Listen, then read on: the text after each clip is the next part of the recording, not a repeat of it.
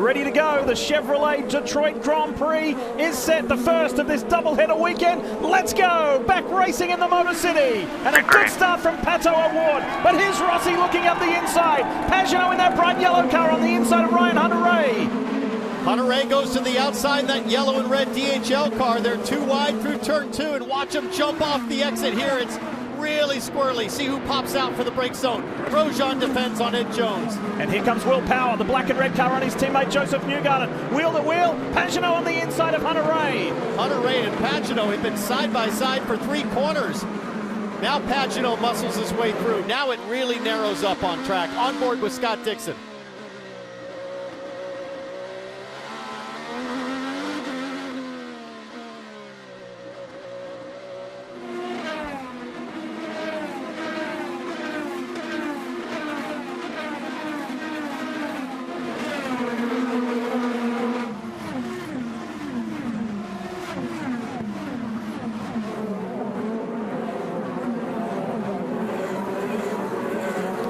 Overtime action there in Premier Lacrosse League, and great action here in the Chevrolet Detroit Grand Prix. It's round 7 of the NTT IndyCar Series here in Detroit on beautiful Belle Isle, and we're on the opening lap of this 70-lap race. Pato O'Ward of Arrow McLaren SP won the pole position, led the field to green, and remains in that top spot. Here comes the leader, Pato O'Ward in that black and orange car. That's Alexander Rossi in the pink and white Auto Nation car running 1-2. That's to complete the first lap. And it was a remarkably clean first lap. A lot of side-by-side action, but no contact, no yellows. Now they start to string out a little bit. This 22-year-old Mexican won his 3rd pole position of his young career earlier today here on a very hot and humid day. And he is well in command. This is Takuma Sato on Marcus Ericsson. Nice work. Go, go, go. Good job. Let's take you back, just so you didn't miss anything. This was the start just moments ago, a lap ago, and O'Ward got that beautiful initial jump. Watch that bright yellow Menard Chevrolet for Simon Pagenaud. Ducks inside. Ryan Hunter-Reay in the yellow and red DHL car. Hunter-Reay gets the position back, but then all the way down in turn 3, Simon Pagenaud is going to send it again, so it strings out up front. We're still watching the replay of the start on the left-hand side of the screen. And then they fan out to where they run right now. Pagenaud ahead of Hunter-Reay, P8 and P9. Lee Diffie, Townsend Bell, Marty Snyder and Kevin Lee with you here. Look at that. We are smack bang in the middle of the Detroit River here on Belle Isle. This is the 28th time that IndyCars have raced at this very demanding venue. And there is a real mix of experience and non-experience. There are 7 drivers in this race who have never ever raced here, and they are learning the hard way. Absolutely. Rossi now starting to reel in Pato O'Ward a little bit as they come to the longest straightaway on the track. This is between turns 2 and 3, and Kevin Lee, Hunter-Reay's in the pits already. And this is the earliest you can come. By rule, you must run 2 laps on the alternates, and Ray Gosselin told me, watch for us coming in immediately because they don't think the Reds will last long enough, Marty. A number of cars coming down pit road, Kevin Lee, and you see all these guys pitting here. As you mentioned, all these teams on sticker red tires to start the race or scuffed red tires. So now that's taking care of that for Firestone and that what they have to run early in this race. And you see a problem for Scott McLaughlin on pit road. He started after a wreck in practice yesterday, so now they've satisfied that obligation. Traditionally, these alternate tires, they fall off very quickly, meaning they lose a lot of lap time as we ride on board with Scott McLaughlin as they go along. So these guys getting to primary tires, this should help them. A little strategy play. How about on lap 1, Lee? Hey, Marty, there was an error there. That was a very slow stop in the McLaughlin pit. We'll follow up on that. This is Alexander Rossi, the Auto Nation onboard. He's gained ground on the race leader, Pato O'Ward, who dives for the pits. Wow, nobody wants to run on the red tire. Rossi stays out. So this commits O'Ward to a 3-stop strategy as Rossi's going to hang on, and we'll be watching Rossi's lap times closely as O'Ward at the bottom end of the screen is with Kevin Lee on pit lane. And it's a quick stop going to the primary Firestones. Pato O'Ward is back out, so we'll keep an eye on Alexander Rossi. How long can he make the alternates last? There's Simon Pagenaud, that bright yellow car. The orange and blue car is Scott Dixon, tied for second in the championship points with the former race leader Pato O'Ward, trying to make up ground after a devastating Indianapolis 500, where the car ran short on fuel very early in the race during the first caution period, and he was playing catch-up from that point on.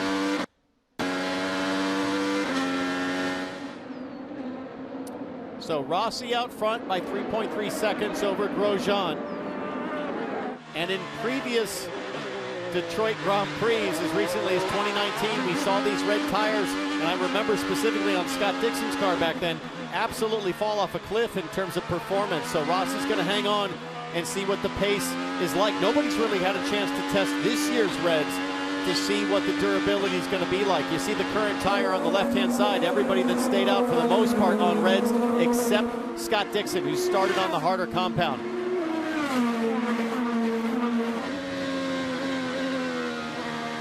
PNC Bank on board here at Dixon through turn 1. Turn 2, watch this crest over the hill. Whoa, that bumper's got a lot worse over the past 2 winters, Marty Snyder. Boy, we're seeing so many cars pit early here, Lee. It's kind of surprising, though, to see a lot of teams give up track position. Colton Herta among them, Joseph Newgarden at the head of pit road. Everyone getting off those alternate tires, and you see Newgarden get out right in front of Colton Herta there. What I'm surprised by, Townsend, is guys like, especially Pato O'Ward, who pitted from the pole. He pitted from the lead and gave up all that track position to get off the alternate tires. Watch this, Colton Herta, the young gun, on the grippier section of the track, but Newgarden elbows out, tries to block him a little bit. Let's see if he gets a little bit of a fade here into turn 4. Newgarden gets the position back, but almost loses it. Whoa, the two-time champion had his hands full. Did he keep it out of the wall? I think so. Nope, no, he did not. Might not be on. I don't know what's going on. It was anti-stall. Got emergency mode or something?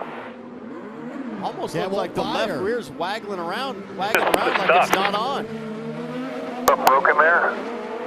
Here, Yeah, I think so. I think I lost a drive shaft or something. It's like something stuck, and he said he thinks the drive shaft fell out of it. Oh, no. Remember, Try to make it back 2019, here. he won the first race here at Detroit, and then in the second one had a wreck in that race. So this is not a good start for Joseph Newgarden, Kevin. And Alexander Rossi comes in, so what this does, he's a little better on the shoe than everybody else. Those that came in at lap 2, maybe you have to save just a teeny bit. Rossi is going to be able to go stronger. Further back on pit lane, maybe you can catch Ryan Hunter-Reay. He was the first to pit, but on his outlap, he tagged the wall. They've shut the car off, so the disastrous season continues for Ryan Hunter-Reay. Meanwhile, Pato O'Ward back to the front. That's the blend back out for Rossi. And Hunter-Reay with issues. Looks like left rear. I wonder if there was contact. Left toe link. He slapped the wall with the left side. In that DHL Pride livery celebrating Pride Month, Ryan was in the mix at the Indy 500. It's gone away from him there and here today. Whoa. Turn 4.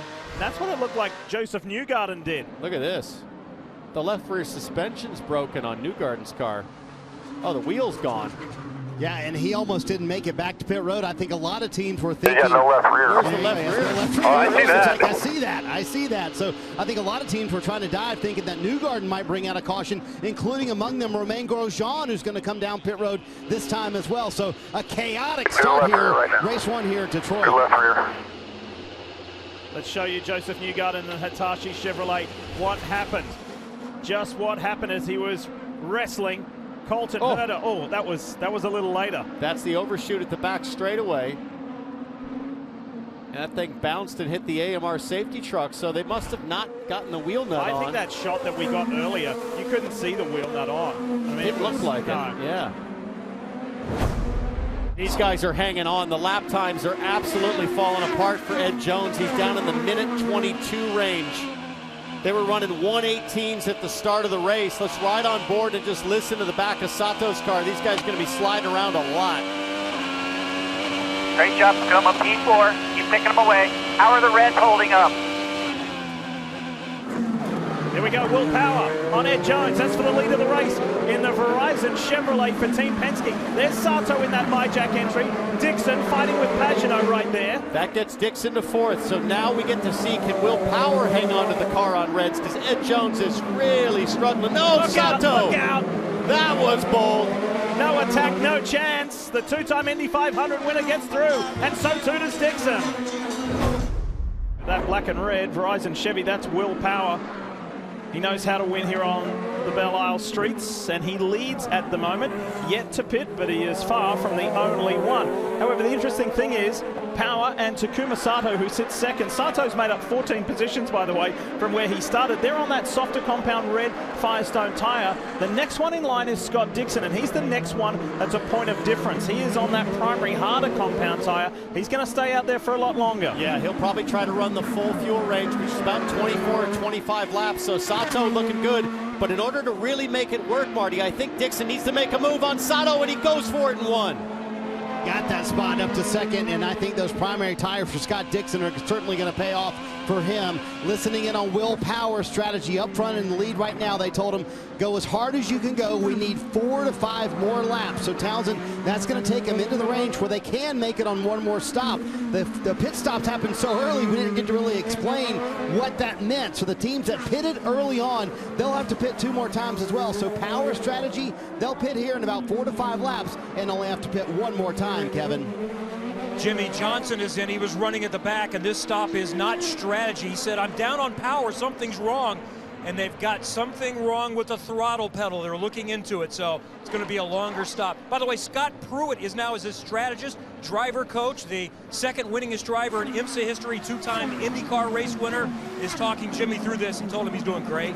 But unfortunately, he may not get to run all the laps today. Look at this angry little bunch headed by Simon Pagenaud in that Menards Chevy, then Marcus Ericsson, the Hy-Vee Honda right there. That's Santino Ferrucci. He's back for Rahal Letterman Lanigan after being the highest team car at the Indianapolis 500 2 weeks ago. That bright blue car, that's the Chevy from Carlin for Max Chilton. This is on board with Graham Rahal. Another driver that started on the harder compound as Alexander Rossi makes a move with Pato Award. So those are the cars on the 3-stop strategy. Rossi to the front. Let's go for a ride here with Award. Just look how brutal this track is.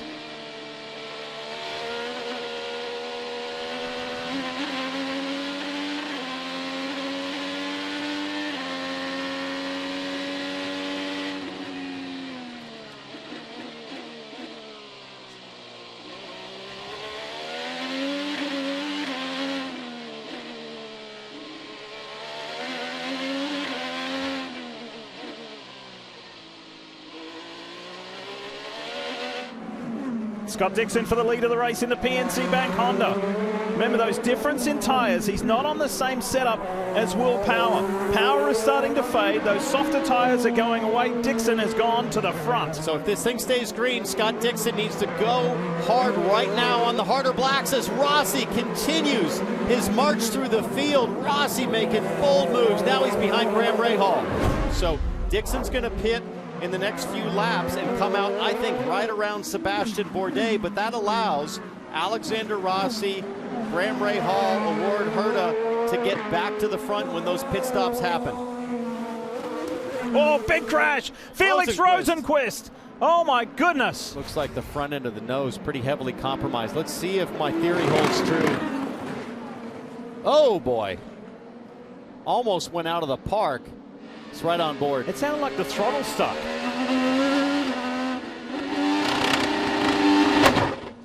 Holy cow, the throttle did stick. That was bizarre. It sounded like he went to a downshift and then had wide open throttle on the limiter as Sam Schmidt, the team owner, looks on. That was frightening. So I don't think that had anything to do with the steering rack. You never know what to expect on a Will Power start or restart. He can change things up. What does he do? He tries to get after it. He gets loose, though, on the throttle. Power sideways as they come to green. Here we go. The Chevrolet Detroit Grand Prix is back underway, and there's a Chevrolet at the front with Will Power. The fans appreciate the racing resuming. Ericsson with a big slide through turn 1. That red, white, Husky Chocolates car all over the place. Little slicing and dicing further back. Pagenaud defends there in the bright yellow car. That's Rinus VK trying to challenge to the outside. A few people having a look. Up the inside, there's Pato Award wheel to wheel with Graham Rahal. Do they get through turn 3? They do, but they're scrambling. This is Alexander Rossi in the pink Auto Nation car. Out wide. This is Award. The arrow on board. Graham Rahal in the 5th Third Bank Honda up ahead. He has a think. He looks on the inside. No. Rahal saw him coming and left him room. Now O'Ward's got a run on Scotty McLaughlin down the back straightaway. Meanwhile, that's Jack Harvey and Pagano side by side. Dixon anxious to get by. It's getting crazy. Inside Romain Grosjean, there's Scott Dixon. And Graham Rahal tries to return the favor on O'Ward. This is frantic here in Detroit. O'Ward with a huge power slide around the outside. Great car control. Dixon is really anxious to take advantage of his sticker red tires and make something happen. Working on Jack Harvey, there he is. And that's McLaughlin trying to defend from the orange and black arrow machine of Pato O'Ward. Here's Dixon on Harvey. Straight through on the inside, no worries. That puts Dixon up into 8th. Look at them jostling. Oh. It's Herder looking for an inside option on Graham Rahal. There you go on board the Gainbridge Honda. Watch him come through this tunnel. Turn 2. He's trying to square up the exit, driving it like an oval, trying to stay low and keep air on his front wing for extra grip, but he doesn't quite have the run up the road, though. It is still wild side-by-side running. Inside, that's Sebastian Bourdais on Look at Pato O'Ward trying to get by Scotty McLaughlin here. O'Ward is determined to hang on to the lead pack. That was Alex Palou, beg your pardon. That Sebastian Bourdais was fighting with. Now he focuses in on the Hy-Vee Honda of Santino Ferrucci. Here we go. And that's McLaughlin yielding that position to Pato O'Ward. Herder, Rahal. Rahal holds that inside position. Here comes Rossi on his teammate. Oh man, Rossi trying to find any little gap. If it opens, he's going to stuff it in there. Meanwhile, the battle for the lead continues to tighten. Oh, bring it on. Bring it on. This is effectively first, second, and third. Will Power, Marcus Ericsson, Rinus VeeKay. 3 different nationalities, 3 different teams. And one with dramatically less experience. That's the guy in third, Rinus VeeKay, right there. At 20 years of age. He's up against an Indy 500 winner and a champ, and a guy who did nearly 100 Formula One Grand Prix. This is exciting stuff. So, let's reset, 13 to go. And Ericsson is doing a really good job of not letting Power go, or is Power doing a better job of managing the situation? I've been watching closely, and I'm trying to figure out exactly what it might be. It looks to me like Power's balance is pretty good. I think he's just kind of making sure that he doesn't slide the rears further up the road, though. That's Jimmy Johnson in the 48, who's improving a little bit on pace lap after lap. Let's ride on board here with Johnson, looking out the back as the leaders catch him. What's Johnson going to do here? They're entering the tightest section on the track. There's kind of nowhere to hide right here. Stay after it, man. 8's right behind you. What do you think Power's saying on the radio right now? Yep. There we go. Goes. Johnson stays out of it. 3 cars, you got to let go by. Good job, guys. 3 cars to let go by. As Power comes around to complete another lap out of turn 13. 14 coming up. This is one of the fastest sections of the track. 2 points of the track, they reach about 175 miles an hour. That is high speed on a short, bumpy track that's only 2.35 miles long. Turn 2. This is one of the longest stretches here, down to 3. 12 seconds till next car in front of you. Meanwhile, Takuma Sato starting to draw a little bit closer to VeeKay. For the Chevrolet Detroit Grand Prix, can Will Power do it? Just think about his boss and the guy who gave him the biggest break of his racing career, Roger Penske, the owner of this series, the owner of the Indianapolis Motor Speedway, and the man who has done so much for the city of Detroit, and in particular this event and this venue. If Will could break the drought and give him his first win of the year. Inside for third, this is Sato. Gets by Rinus VeeKay. Sato might have something to say for Will Power up front if he can get now to Ericsson with moves like that, Lee. He's got a shot. Tell us a lap down, let's get him. And he's got 9 seconds more of push to pass on these final 6.5 laps. Sato's 5 seconds back. Only 7 laps to go, so it would take a lot, but Sato charging hard. That puts him on the podium with the move. Ericsson's been using a lot of push to pass to try and bridge this gap. There's Sato in the background. Got to get by AJ Foot Racing's Dalton Kellett. Oh, no. Come on, Kellett. Give a chance. He's waiting up here. He'll clear the way. He'll clear the way for Taku. I don't know if he will. Not in turn 1. Might be easier here on the run down to turn 3. Now Sato's got to run through 3.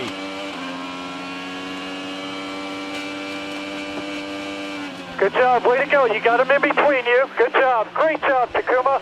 Go get those guys. Meaning you got him in between you two. He's talking about Dalton Kellett in between. By the way, Pato O'Ward has caught VK as well in the background. Oh, and Romain Grosjean is in the wall. Oh, we're going to get a restart. Such a good weekend, so many good drives, and now the field is going to be brought together. And Liz is like, are you serious? It's going to stack everybody up. Second red flag of the day.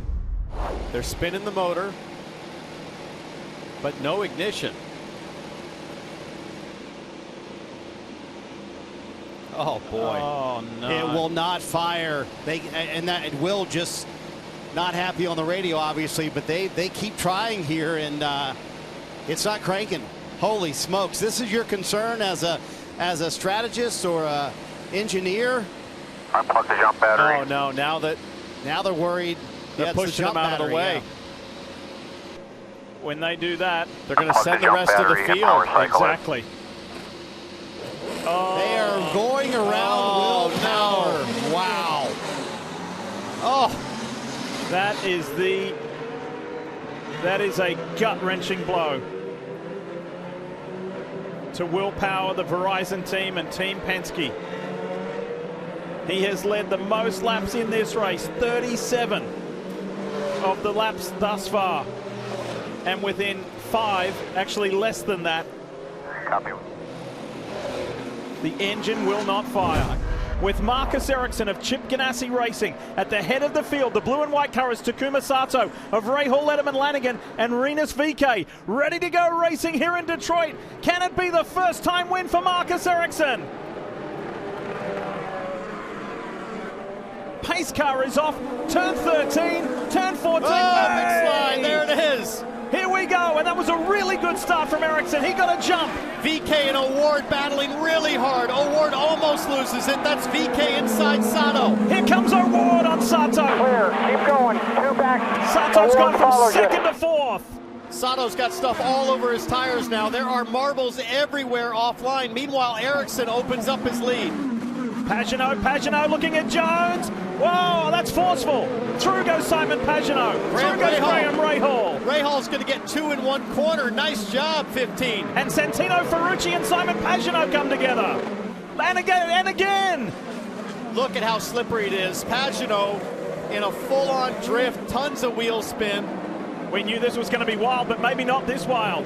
In these closing laps, Dixon trying to get by Pagenaud now on the inside of that bright yellow Menard Chevy. Everybody laying down big black streaks as they try to get the power down on these dirty tires. Look out, here come the kids. VK and O'Ward, a 20-year-old and a 22-year-old. Both on the podium at the moment with 2.5 laps to go.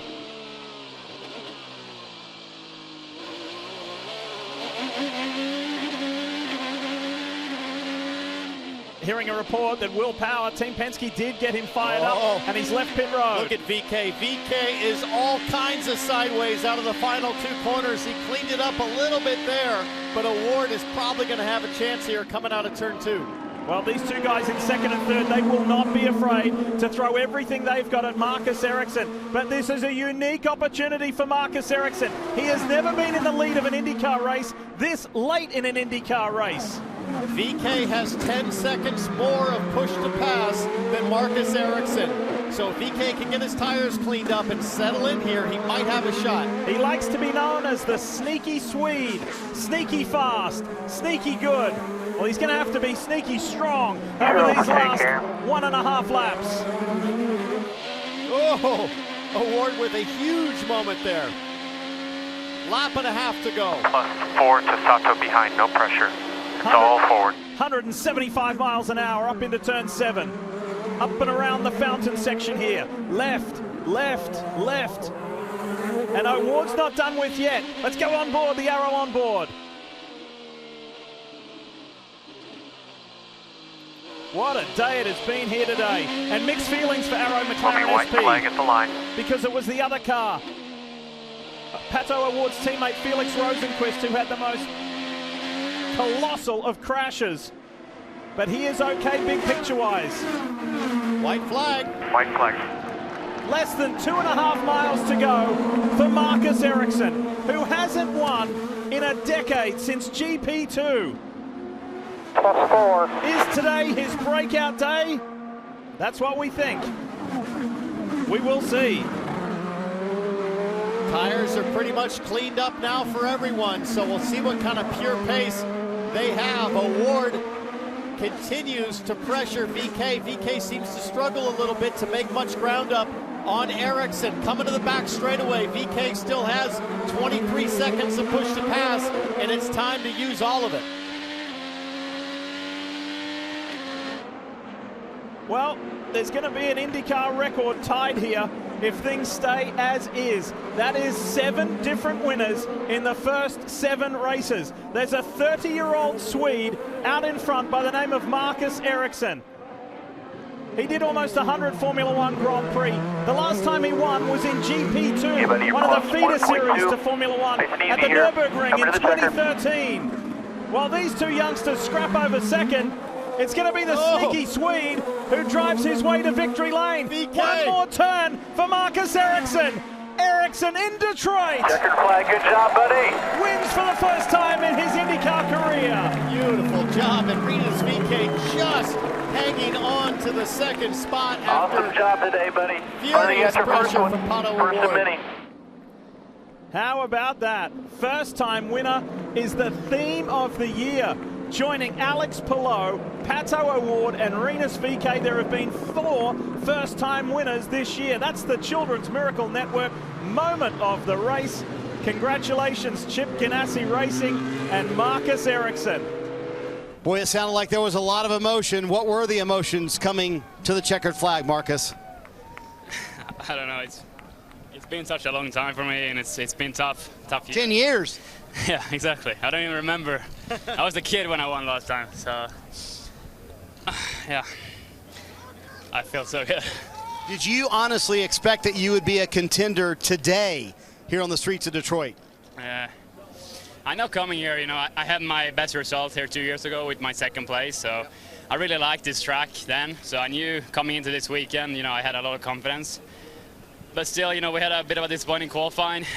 Good practice yesterday, though, so we knew we had a good race car. And then, for once, you know, things fell my way, and it's just feels really good. Watch the Rev Group Grand Prix, Sunday, June 20th at noon on NBCSN.